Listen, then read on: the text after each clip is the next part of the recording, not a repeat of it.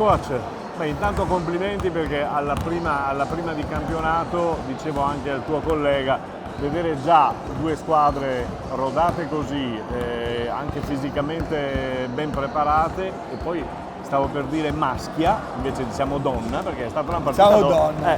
non si è risparmiato nulla, comunque una bella partita.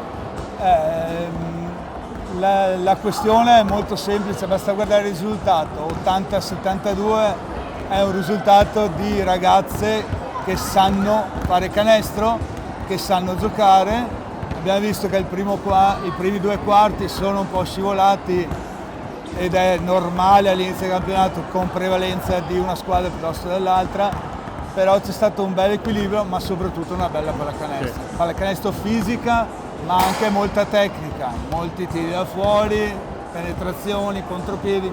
Io credo una bella partita per tutti, credo anche abbia vinto in questo momento la squadra più forte, lo era l'anno scorso, credo lo sia anche quest'anno, si è rinforzata, ha cambiato un po' di struttura, ci sta che non ci siano ancora i meccanismi ben rodati né per loro né per noi, però già vedere una partita così secondo me è già una bella pallacanestro. Esatto, penso che puoi cominciare e continuare a lavorare bene, visto quello che poi vi è successo lo scorso anno, perché avete dovuto in pratica ricostruire tutto, però diciamo partiamo soprattutto dal primo quarto dove li avete chiusi.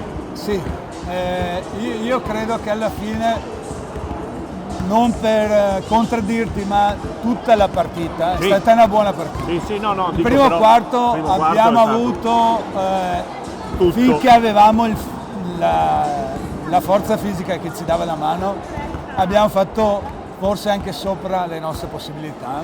Ci sono entrati dei tiri che non è detto che entrino sempre, perché sono tiri aperti, ma comunque sono tiri a percentuale non altissima.